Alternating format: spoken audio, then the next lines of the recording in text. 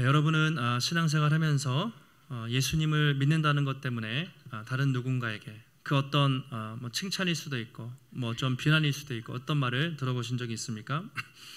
어떤 분들은 예수님을 믿고 신앙생활 하면서 내가 예수님을 믿는다는 것을 아무에게도 알리지 않고 아주 조용히 티나지 않게 MBTI를 따지면 I, 내향적으로 그렇게 신앙생활하는 분도 계시고, 어떤 분들은 자기가 크리스찬이라는 것을 누가 봐도 알 정도로 티가 나게 또 예수님을 믿고 신앙생활하는 분도 계실 것 같습니다. 지금은 그런 말을 뭐 잘 안 쓰지만 예전에 예수님 열심히 믿고 교회 잘 다니는 사람 뭐라고 말했죠? 사람들이 저 사람 예수쟁이다, 이제 그런 말을 할 때가 있었습니다. 예수쟁이라는 말은 어떤 말일까요? 이 크리스천, 지금은 좀 예수 믿는 사람들을 좀 비하하는, 그렇죠? 그래서 사전에 보니까 예수쟁이라고 치면 크리스천들을 비난하는 말, 개독교인과 동의어 이렇게 나와 있어요. 예수쟁이, 뭐 개독교인 뭐 이렇게 비난하는 말로 나와 있습니다. 예전에 어떤 탤런트였던 것 같은데 가수이자 양동근이라는 사람이 있었는데 검색을 해보니까 예수쟁이라는 노래가 있어요. 근데 그가 아마 예수님을 믿지 않다가 예수님 믿고 회심해서 이제 크리스찬이 되어서 노래를 쓰면서 곡을 붙인 노래가 예수쟁이라는 노래인데 일반 노래예요. 근데 그 가사 후렴구에 이런 내용 이렇게 되어 있습니다. 나는야 예수쟁이, 사람들이 내게 손가락질해도 상관없어, 나는 신경 안 써. 나는야 예수쟁이, 사람들이 손가락질해도 상관없어, 나는 신경 안 써. 뭐 이게 이제 후렴이 막 이렇게 나와요. 예수쟁이. 이 예수쟁이라는 말은 어떻게 보면 부정적이고 욕처럼 들릴 수도 있지만 한편으로는 정말 그 사람이 예수를 제대로 믿는구나라는 긍정적인 의미도 가질 수가 있는 것 같습니다. 여러분은 신앙생활하면서 누군가에게 그런 비슷한 말을 들어보신 적이 있습니까? 예수쟁이까지는 아니어도 참 교회 너무 열심히 다니는 것 같아, 예수님 좀 적당히 믿어 이렇게 누군가에게 좀 적당히 좀 놀면서 쉬면서 믿지 뭐 꼭 그렇게 믿어야 되나, 혹시 이런 이야기를 들어보신 적이 있습니까? 교회는 다니는데 너무 깊이 빠지지 마. 아마 주변에 믿지 않는 가족들이나 친구들이 열심히 하는 사람에게 그런 이야기를 할 때도 종종 있습니다. 오늘 바울이 예수님을 믿고 가이사랴 법정에서 재판을 받으면서 예수쟁이 정도가 아니라 미친 사람이다 라는 이야기를 듣게 됩니다. 그러자 바울은 저는 미치지 않았습니다, 저는 제정신으로 복음을 전하고 있습니다 라고 그렇게 답을 합니다. 그러면서 놀랄 말을 해요. 저는 죄수지만 이 자리에 있는 모든 사람들이 저와 같이 예수님을 믿기 원합니다라는 아주 감동적인 고백을 바울이 하고 있습니다. 그렇다면 재판을 주관했던 로마 총독 베스토는 왜 바울을 미쳤다고 했을까? 그럼에도 불구하고 바울은 왜 계속해서 담대하게 복음을 전했는가? 이것을 우리가 한번 살펴보면 좋겠습니다. 오늘 말씀을 통해서 바울이 로마 총독이 나오고요, 아그리빠라는 왕이 나옵니다. 이 두 높은 사람들 앞에서 어떻게 담대하게 복음을 전했는지 한번 살펴보고, 우리도 예수 그리스도의 제자로서 어떻게 우리가 믿고 있는 이 복음 진리를 담대하게 선포하며 살아갈 수 있는가 함께 살펴보도록 하겠습니다. 배경을 한번 설명을 드릴게요. 지금은 가이사랴라는 곳이에요. 계속해서 예루살렘에서 있다가 바울이 가이사랴로 왔죠. 그래서 지난주에 살펴본 것처럼 로마 총독이었던 벨릭스에게 재판을 받아요. 그때 더둘로라는 변호사랑 막 변론을 했잖아요. 결론이 무엇이었냐면 바울은 죄가 없다라는 것이었습니다. 근데 그 벨릭스라는 총독이 바로 풀어주지 않았어요. 왜냐하면 유대인들의 좀 환심을 사야 됐고 바울이 좀 뇌물 좀 안 주나 싶어가지고 기다렸어요. 그게 2년 동안 바울이 가이사랴 감옥에 갇혀 있었습니다. 그러니까 지난주에서 오늘 넘어갈 때 2년이 시간이 지난 거예요. 2년이 지나는 동안 총독이 바뀌었습니다. 베스도라는 총독에서 벨릭스라는 총독에서 베스도라는 총독으로 이름이 바뀌었어요. 베스도가 총독으로 부임해가지고 바울을 재판했는데 죄가 없는 거예요, 자기가 봐도. 그래서 풀어주려고 하는데 바울이 뭐라고 하냐면 저 로마의 황제 가이사에게 상소하겠습니다, 그러니까 저를 그쪽으로 보내주십시오 라고 해서 바울을 풀어주지 못했습니다. 그러다 어느 날 아그리빠라는 왕이 와요. 그러니까 로마 총독은 누구냐면 로마 황제가 유대를 통치하기 위해서 직접 파견한 사람이 로마 총독이죠. 본디오 빌라도 같은 예수님을 죽였던, 그리고 아그리빠 왕은 분봉 왕인데 헤롯 같은 그 당시에 갈릴리를 통치하는 그 지역에 또 왕이 있었습니다. 그러니까 베스도와 아그리빠 왕은 당시에 로마와 유다를 통치하는 가장 대표적인 그런 사람들이었는데, 그 두 사람 앞에서 오늘 바울이 재판을 받게 됩니다. 먼저 바울이 아그리빠 왕에게 이렇게 얘기해요. 당신 이 지역의 왕이신데 제가 일어난 일을 사실대로 말씀드리겠습니다 하면서 어떤 이야기를 하냐면, 자기가 다메섹에 가다가 예수님을 만난 그 이야기 아시죠? 회심 이야기를 또 해요. 그래서 26장 앞에서부터 쭉 보시면 아그리빠 왕이여 그러면서 자기가 다메섹에 가다가 예수님을 만나서 회심하고 사명을 받은 그 이야기를 바울이 아그리빠 왕에게 쭉 하고 있습니다. 여러 번 나왔죠. 사도행전 9장에서도 다메섹 사건이 나왔고, 지난번에 24장에서도 유대인들에게 간증을 했고, 오늘 똑같은 이야기를 아그리빠 왕에게 한참 하고 있는데 갑자기 옆에 있던 베스도 총독이 끼어들면서 잠깐 이렇게 멈춥니다. 그리고 바울에게 이렇게 말하고 있습니다. 그것이 24절이죠. 같이 한번 24절 말씀 함께 읽겠습니다. 바울이 이같이 변명하매 베스도가 크게 소리내어 이르되 바울아 내가 미쳤도다. 내 많은 학문이 너를 미치게 한다 하니, 아그리빠 왕에게 자기 이야기를 하는 거예요. 자기가 어떻게 예수님 만났고 변화되었는지 이야기하고 있는데 베스도 총독이 잠깐 딱 하면서 크게 소리를 낸 거예요. 네가 미쳤구나. 미친 소리를 하는구나. 너의 많은 학문이 너를 미치게 한다라고 바울을 그렇게 질책을 하고 있습니다. 왜 베스도는 갑자기 말을 끊으면서 바울에게 미쳤다고 이야기를 했을까요? 그것은 바울이 앞에 이야기를 하면서 부활하신 주님을 만난 그 이야기를 했기 때문이에요. 죽었던 사람이 부활해서 내가 그 사람을 예수님을 만났고 내가 그 예수님을 환상을 통해 경험했고 그 예수님을 만나서 이렇게 복음을 전하고 있습니다 라는 이야기를 들었을 때, 로마 총독, 그리스 로마 사람들은 합리적이고 이성적인 사람이었죠. 죽은 사람이 부활한다 뭐 이런 이야기를 하니까 도무지 상식에 맞지 않습니다. 너 미쳤구나. 그만해라 라고 그렇게 바울에게 중지를 시키는 것이죠. 네가 그렇게 공부를 많이 하더니, 학문을 열심히 공부하더니 드디어 미쳤구나 라고 베스도 총독이 말을 하고 있습니다. 바울은 미친 게 아니죠. 자기가 정말 보고 듣고 경험한 사실을 말했을 뿐인데, 믿지 않는 사람, 총독 입장에서는 정말 미치광이처럼 보였던 것 같아요. 그런데 이 미쳤다는 이야기를 들은 사람은 바울이 처음이 아니라 누가 그랬죠? 예수님도 그러셨어요. 사실은 예수님이 갈릴리에서 막 다니면서 사람들에게 복음을 전하고 귀신을 쫓고 막 사역을 했을 때 바리새인들이 뭐라고 했습니까? 저 사람은 귀신의 왕 바알세부를 힘입어서 귀신 쫓는다, 미친 사람이다 막 공격을 했어요. 심지어 예수님의 형제들도 처음에는 예수님을 미쳤다 그렇게 했어요. 저 미친 사람이다, 우리 형은 미친 사람이다. 그러다가 부활하신 주님을 만나고 물론 회심해서 야고보 같은 사람이 나왔지만 처음에는 다 미친 사람처럼 생각을 했습니다. 왜냐하면 예수님이 하는 사역, 예수님이 하시는 말들은 인간의 상식, 인간의 이성을 뛰어넘는 놀라운 일들이 많았기 때문에 잘못 생각하면 미친 사람처럼 보일 수도 있었던 것이죠. 오늘 바울도 그렇습니다.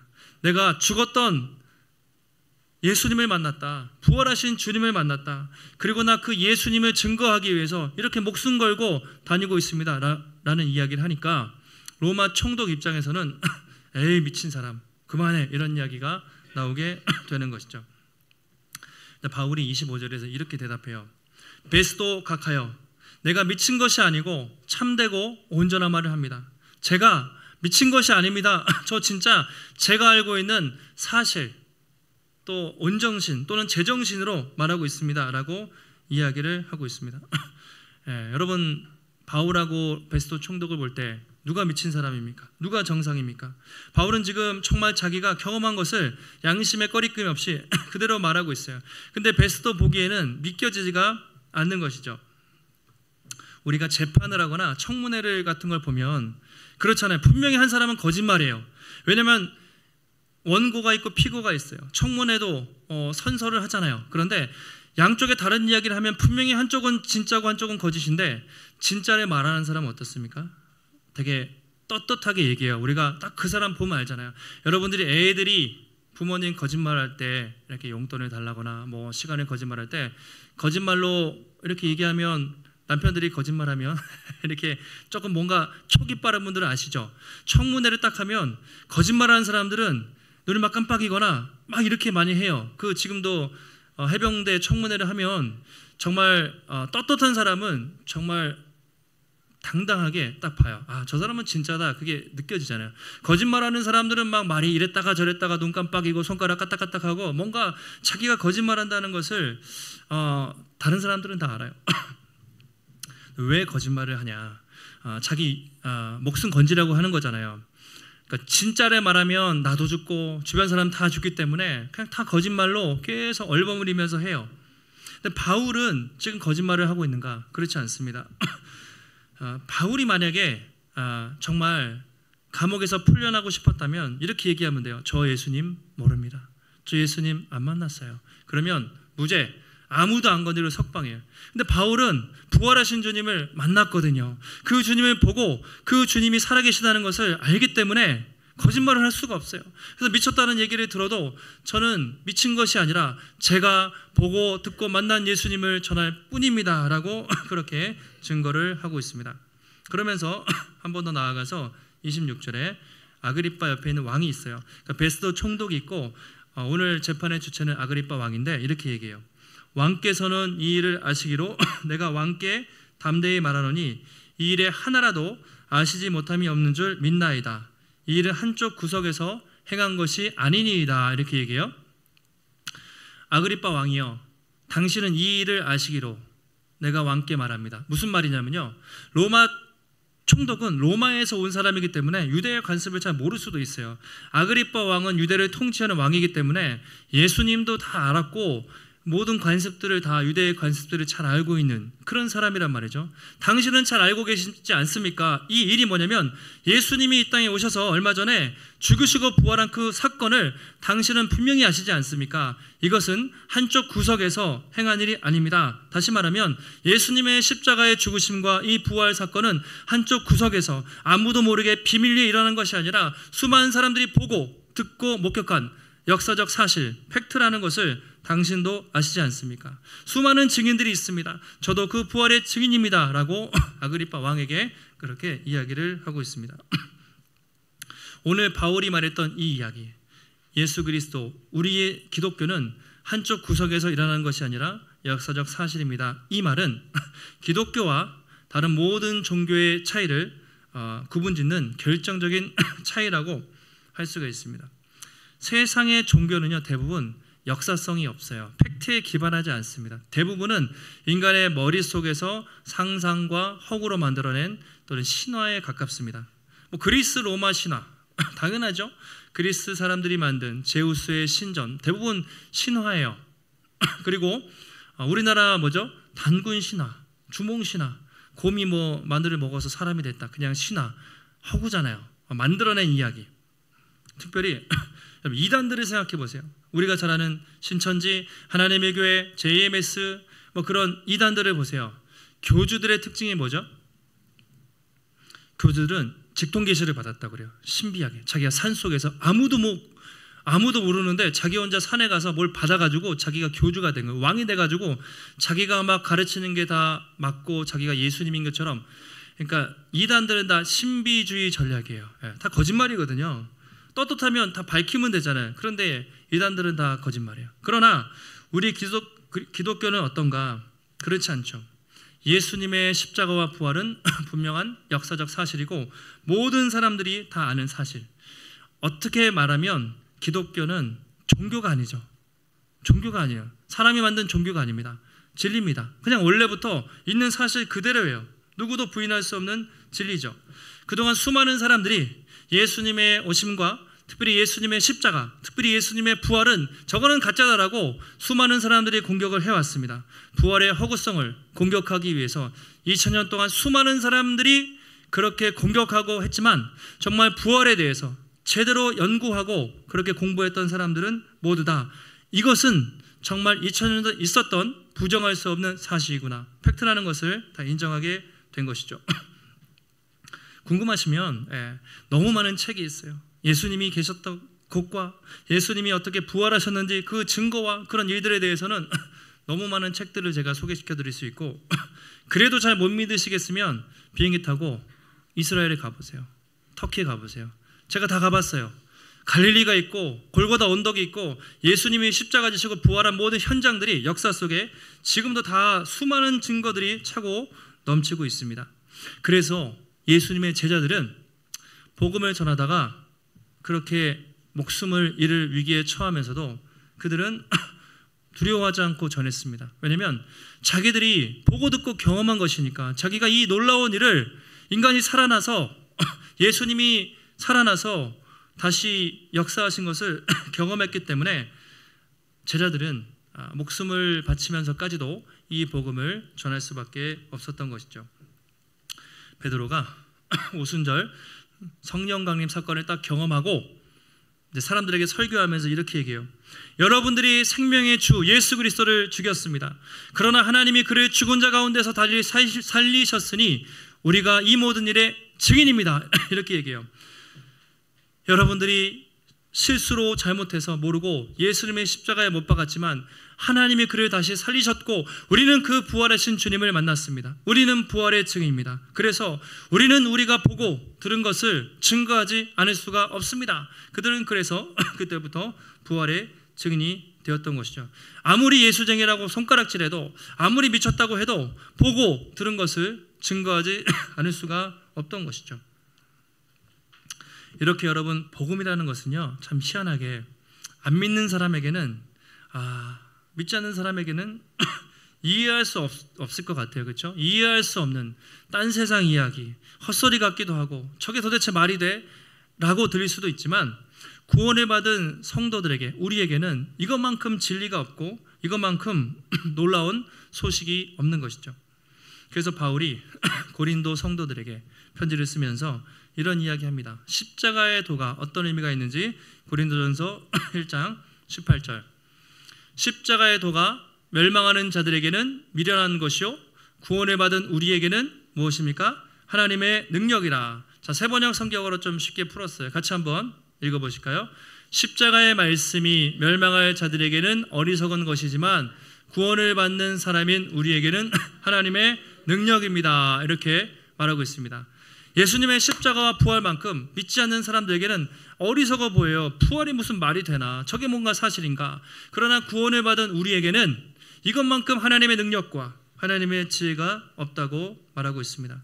여러분, 진리는 부정한다고 부정이 되지 않아요. 시간이 지난다고 사라지면 진리가 아니죠. 그러나 2000년이 지났지만 지금도 수많은 사람들이 예수 부활을 믿고 있다면 이것은 변하지 않는 진리라고 말할 수가 있겠죠.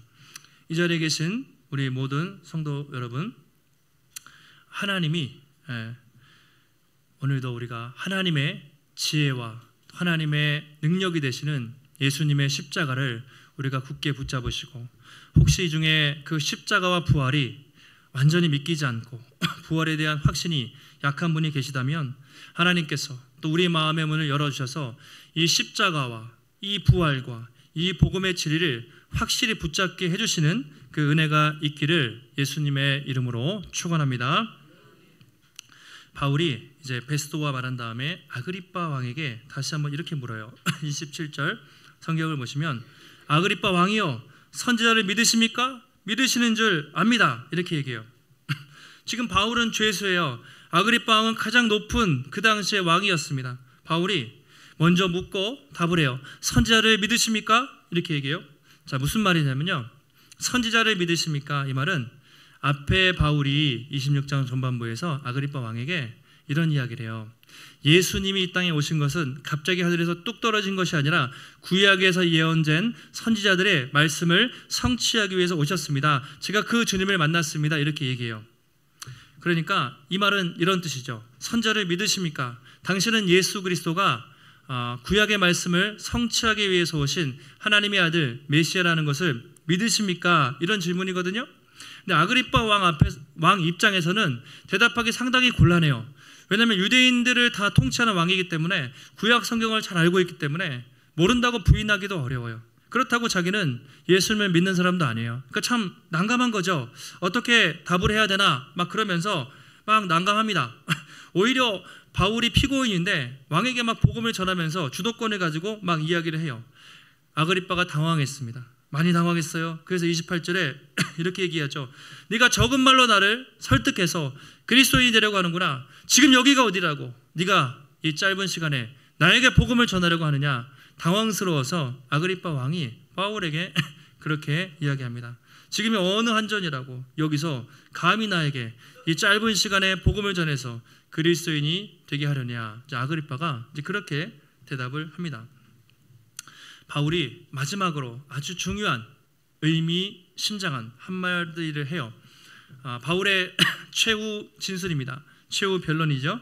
29절인데요. 같이 한번 함께 읽겠습니다. 바울이 이르되 말이 적으나 많으나 당신뿐만 아니라 오늘 내 말을 듣는 모든 사람도 다 이렇게 결박된 것 외에는 나와 같이 되기를 하나님께 원하나이다 하니라. 아멘.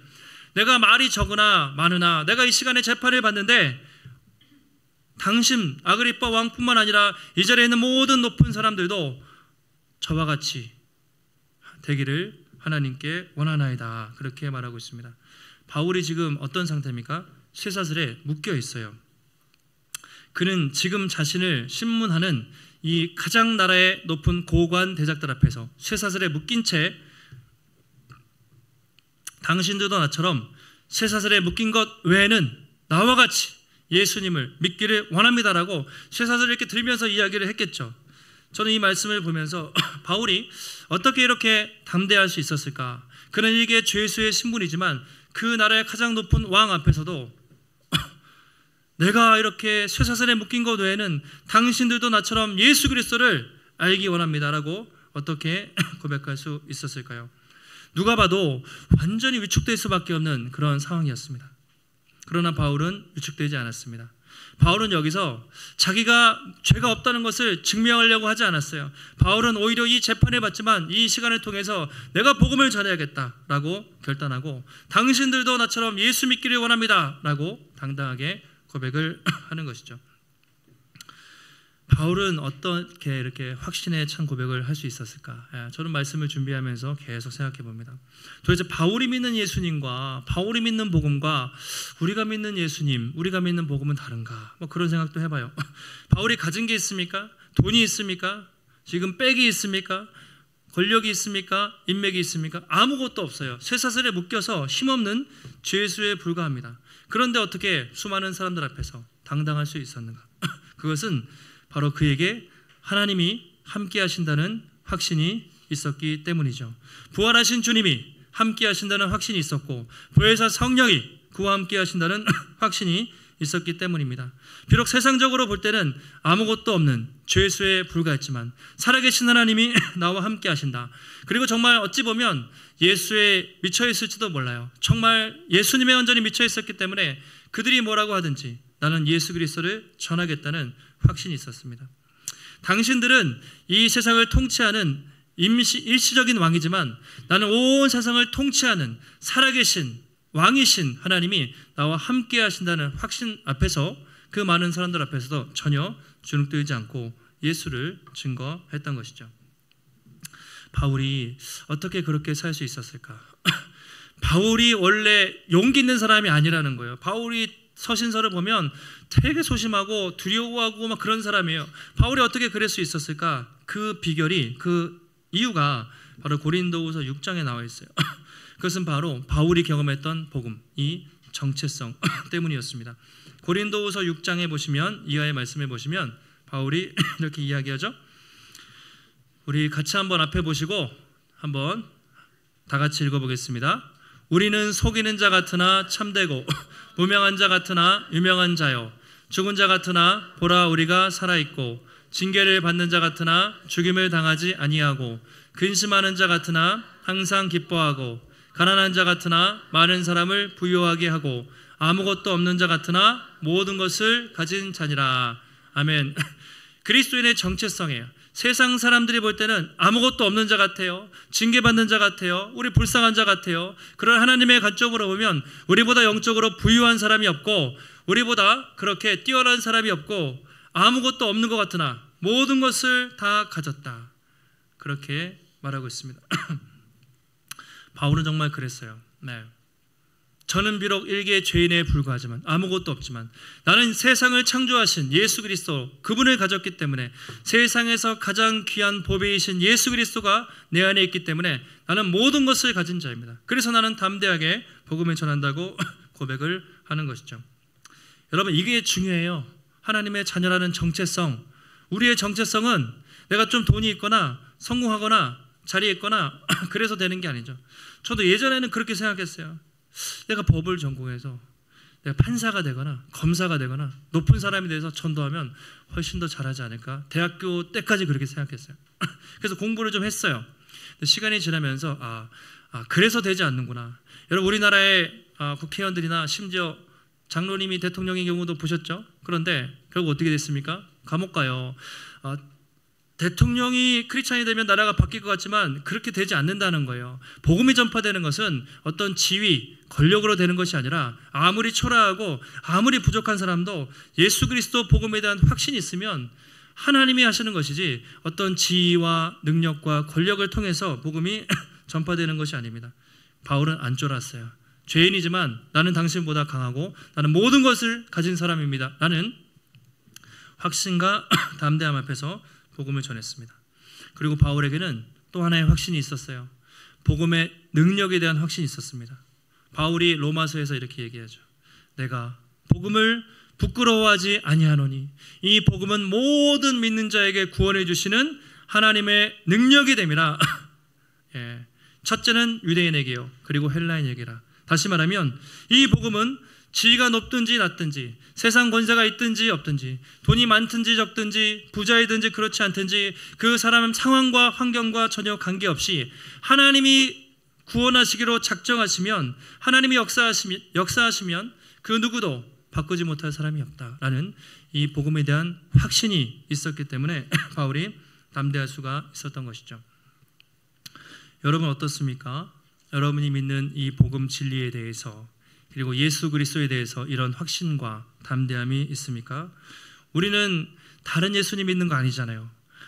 여러분, 하나님 바울에게 특별한 복음을 주신 게 아니에요. 우리는 바울과 똑같은 복음을 받았어요. 그렇다면 우리가 무엇이 좀 부족한가?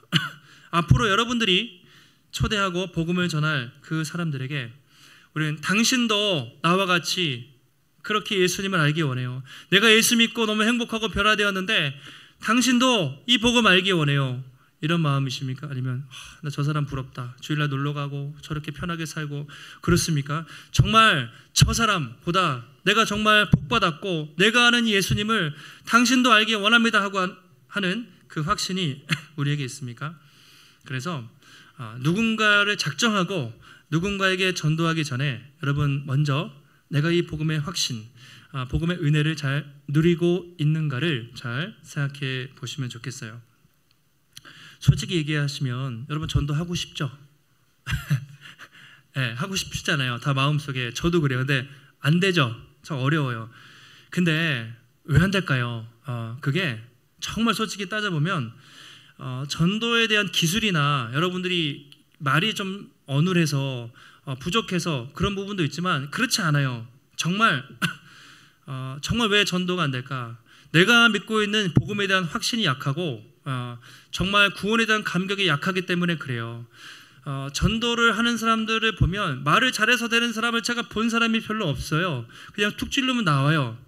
예수님으로 차 있어서 그냥 예수님이 좋아서 예수 믿고 변화된 것이 행복해서 말을 잘해서가 아니라 찌르면 나오는 거예요.